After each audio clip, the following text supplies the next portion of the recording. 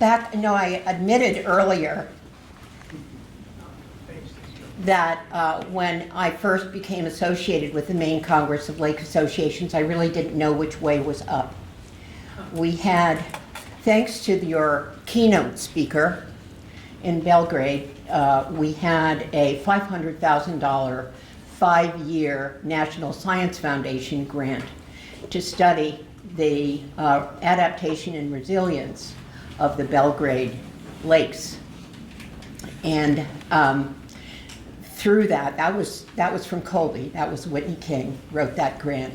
It was a sustainability science grant. We learned an enormous amount. We got prepared to do in-lake remediation on most of our 7 lakes, which we're going to be telling you about over the next few years, one last year. But because of that, we were at Colby College for this meeting for 5 years. The faculty then had a platform to tell the rest of us about their research, and that was great. In the first year, I thought we were pretty well organized, and a woman walked in and said to me, "You really need help." You just heard her giving directions for the day, so you understand just how clear and crisp she is about organization. And I just wanted to say personally, not from Maine COLA, not from the Maine Lakes Society, personally on behalf of the whole Maine Lakes community, thank you, Sandra Muller.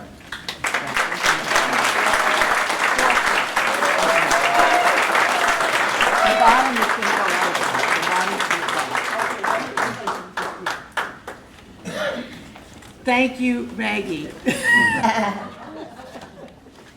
Well, I think you're going to get a demonstration of why it's so good that Sandy came to my assistance. We lost somebody important to us this winter. Beg your pardon? I don't. What is she? Forward the slide. Slides. Right here. There we go. Oh, that's good. That's a microphone for Bert. Oh, That's what that is. I think you could just wear it like this. Right? no, I don't like that. I think I'll have that. Well, I'll do this quickly now. We lost Peggy Halley this winter. She was a board member. Her lake is in Washington County, Cath Ann's Lake, a beautiful, cold water, deep, pristine lake. And her passion for that place, I first encountered when I was, I would say strongly invited to come up and do a courtesy boat inspection training there. And Peggy had recruited 20 friends and neighbors to be inspectors. And we all met at 8 o'clock at her home and had a 3-course pancake breakfast, which she did every year for the group, and dragged me back for 3 or 4 years, I think. Peggy was a mother, a grandmother, a writer, a chef, a woman of incredibly high energy and passion really for making every community she lived in better. And it is our great pleasure to dedicate this program to her today. But I'd also like to say she represents all of you and what you do. So when we talk about Peggy, we're saying thank you to you.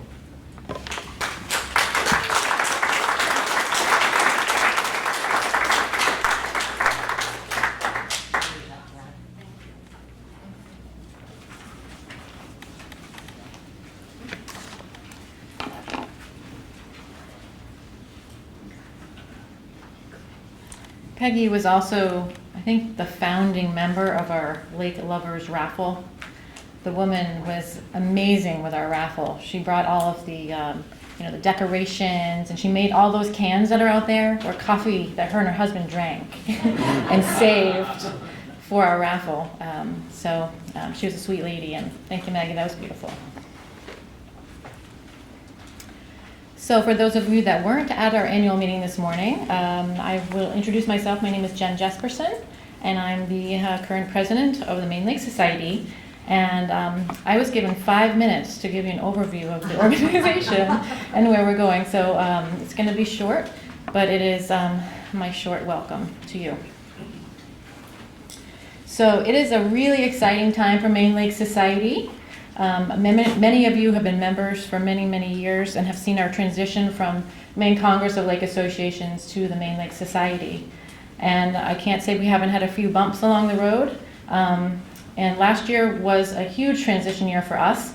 We had our long-term executive director, Maggie Shannon, retiring, and we had a job of hiring a new executive director. And we now have a fantastic executive director, Susan Gallo. We're so excited for her to be on board, and we now have a really productive staff on board with Susan at the head, Maggie staying on for an additional year to serve as our Lake Smart coordinator, and our new administrative assistant, Drew Morris, who has been amazing. Drew, are you here?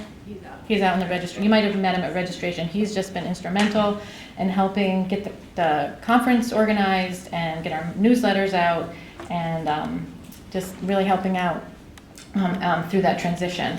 In the coming year, it was announced earlier in the annual meeting, we did receive $75,000 in state appropriations that we expect to get this year to support Lake Smart. Yeah. Thank you. And thanks to all of you that helped show up and support that bill. We're now on solid financial ground in a sense that we can hire someone to help Maggie. Maggie has just been doing amazing work this year, ramping up Lake Smart, and it's time to get her an assistant. So we're hoping to use some of those funds to get her an assistant to help that program.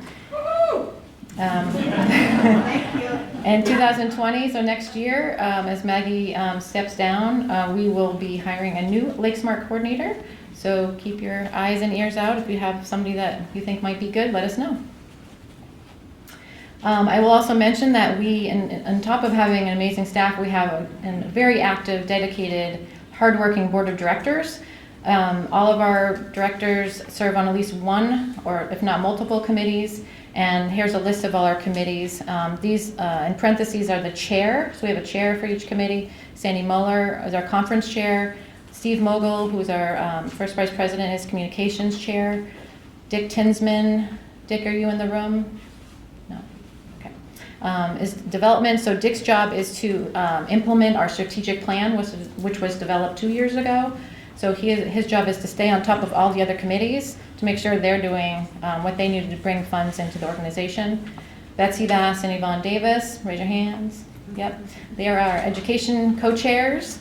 Wynn Muller, finance chair, and Roy Lambert in the back is our Lake Smart chair, and then Peter Callan has been our policy chair, although he is just, It's open. it is open. And you don't have to be a board member. Right.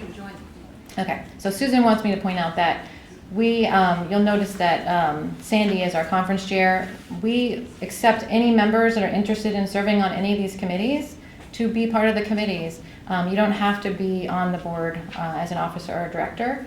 So if you're interested in education or finance or communications, we welcome your support and input if you have expertise in those areas. We're currently looking for people with experience with finance, education, and communications. And so if you have experience in any of those areas and you'd like to participate, let us know. All right. As I mentioned, we're really on good financial ground right now. Our balanced $200,000 budget is on track. And in fact, that budget now is a little bit more because of our recent $75,000 addition for Lake Smart. And we have successful fundraising on many fronts. Susan has been working with our board to bring additional grants in. We have been successful this year alone at bringing $60,000 in grants into the organization. We have renewing memberships. Both individuals and lake associations are on target with past membership renewals and giving. We recently received funding through a grant for our first ever audit, and we'll be working hard to make that happen in January. Lake Smart. How many of you are involved with Lake Smart on your lake? Show of hands. Awesome, awesome. That's fantastic. Lake Smart is having an amazing year, thanks to Maggie Shannon and all of you that are getting out there and spreading the word on your lakes about Lake Smart. Maggie is hosting trainings all over the state. I think when I met with her about a year ago, she said, I'm going to scale this thing up. How are we going to scale this thing up? This is what we were talking about we're going to scale this thing up. She has done an amazing job scaling this thing up. It's incredible. I mean, it's spreading like wildfire. She has at least 28 new lakes set to join this year. And last night she told me that there's actually more. So by the end of this year, we'll know really how many lakes have joined Lake Smart this year. So Lake Smart 2.0 is coming along this year, and this was a grant that we received to look at the standards of Lake Smart and make sure they're up to speed with everything we know now about climate change and what we're going to be experiencing in the future. So that involves getting experts together to talk about the standards, doing literature review, and really taking a really close look at those standards and possibly making some changes to those standards so that they are the most protected of water quality for our lakes. Some other changes we might be seeing in the future would be reaching out to past Lake Smart properties, some of those that were, received certification like 15 years ago. How are they doing? Has the property transferred? Are they still meeting those standards? Do we need to renew their Lake Smart awards? We might also be looking at Lake Smart Gold for individuals that are outstanding Lake Smart properties rather than Lake Smart Gold for an entire lake to help those landowners that are really going above and beyond to shine. Lakes Alive is our education program, and our floating classroom is a 30-foot floating classroom called the Melinda Ann, and we take school children out onto the lake to do hands-on lake learning. This is a group of kids from 4th grade at the Academy Hill School in Wilton. This is their second year of participating in Lakes Alive. This year we had, I think it was 45 kids that came out, and the boat is partially funded through the Lake Association. The Friends of Wilson Lake pay half, and we had a grant that paid the other half for them to come out for 2 years. And I just heard that Friends of Wilson Lake will be sponsoring the 3rd year next year. We also do trips at lake associations. Just call us and say, hey, I want to do a Saturday, and invite the community to come out and learn how to do secchi, disc readings, and look at phytoplankton. And we also have summer camps that are involved and have us come out. So it's a great program. And we're going to be reviewing the strengths and weaknesses of that program in the coming year, looking for additional funds to support it. Our biggest, the biggest, I think, drawback of the program is that we have ongoing maintenance for the equipment, and we don't have a tow vehicle to get our boat around, so we rely on volunteers and rental vehicles to get the boat from one place to the other. And it's not a small boat, so you need a pretty good sized tow vehicle to do it. And Matt Scott, who's been one of our directors for the past 5 years, has been volunteering to take his pickup truck and get that boat places for us. And so if anybody has a tow vehicle they want to get rid of, want to donate, aren't using it for the summer, let us know. It would be really helpful for our program.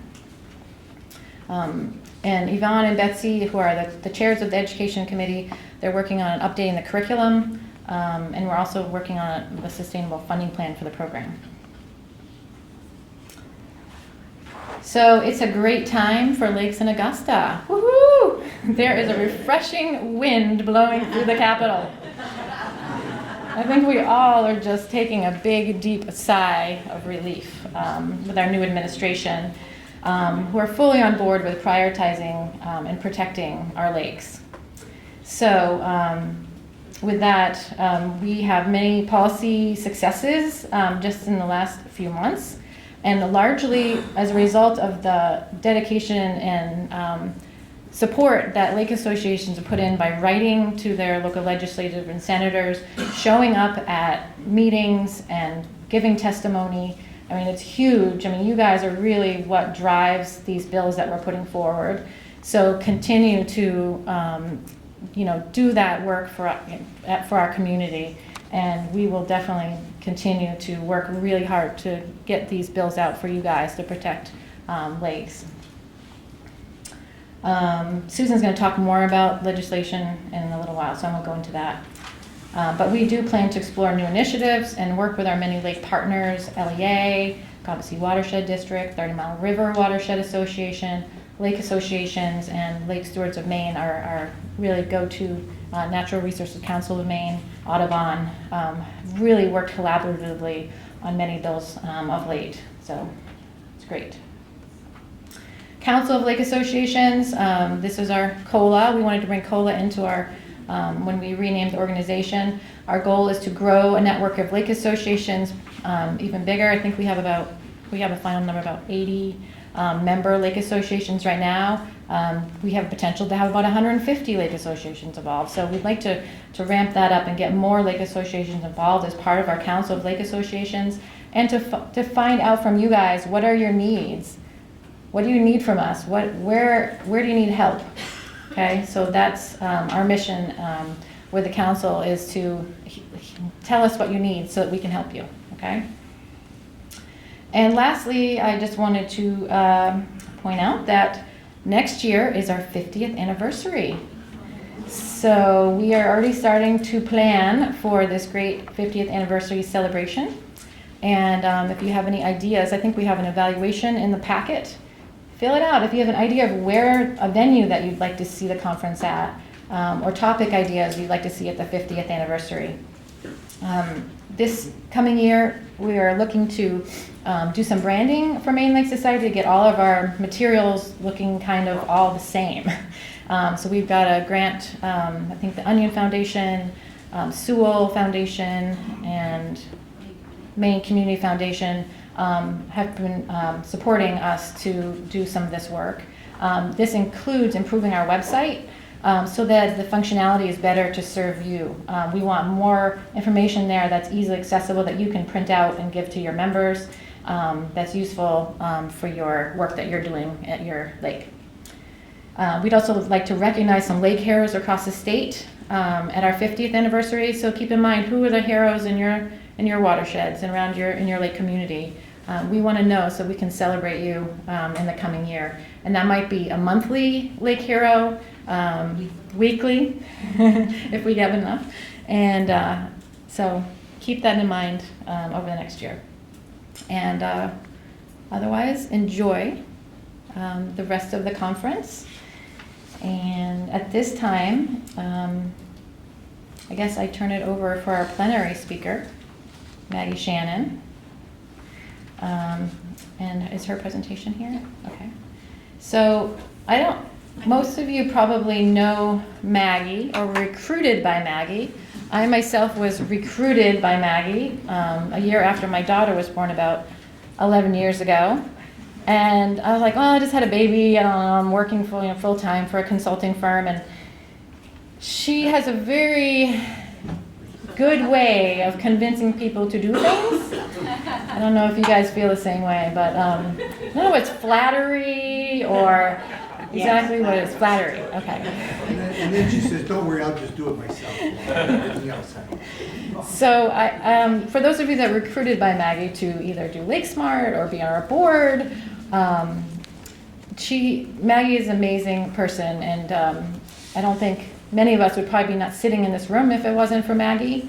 Yeah, and I think it was a year ago Maggie called me and said, you would just be an excellent president. And this was on the dawn of knowing that I was going to be having another baby. Just in time for the second child. And I said, okay. And she's like, you don't have to do much. Just come and be. I was like, okay, I'll do it. So anyway, here I am, and here's Maggie. And she I guess that means dishonesty accompanied flattery. She is going to be talking this morning about, it's related to Lake Smart, it's social marketing. And when we think about social marketing, she's going to talk really in depth about it, but social marketing is sort of a psychology of behavior change. How do we change the behaviors of others? So Maggie, thank you so much.